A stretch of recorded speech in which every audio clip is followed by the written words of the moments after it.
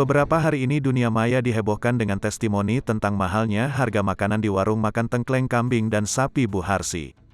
Warung tengkleng Bu Harsi di Jalan Kunir V, Solo Baru, Kecamatan Grogol, Sukoharjo, viral di jagat media sosial.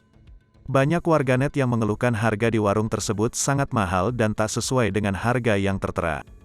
Nampak, dalam tulisan MMT di depan warung harga tengkleng porsi kecil Rp15.000 dan tengkleng porsi besar Rp30.000. Namun, setelah makan di sana, pelanggan harus membayar di atas Rp100.000 untuk 2 porsi. Pemilik warung Harsi, 60, mengaku terkejut mendengar jika warungnya dikatakan mahal. Dia tak dapat menahan air matanya, karena warungnya dicap jelek. Pasalnya, dia hanya menyajikan sesuai pesanan pengunjung.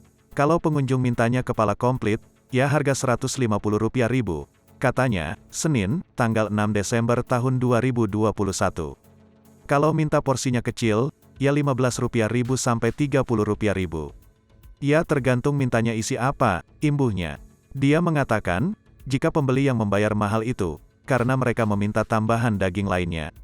Harsi mengaku terkejut, mengetahui di dunia maya banyak masyarakat yang mengeluhkan hal tersebut. Kalau di sini tidak ada yang marah-marah. Ya cuma tanya kok mahal. Saya jawab kalau minta tengklengnya gak komplit. Ya saya hargai murah, ujarnya. Dari pengamatan tribunsolo.com, permasalahan ini karena pelanggan banyak teralihkan dengan bandrol harga yang ada di MMT depan. Namun, di warung tengkleng Harsi tidak memberikan keterangan harga porsi jumbo. Selain itu, Harsi juga tidak memberitahu harga porsi jumbo kepada pengunjungnya yang baru datang ke warungnya.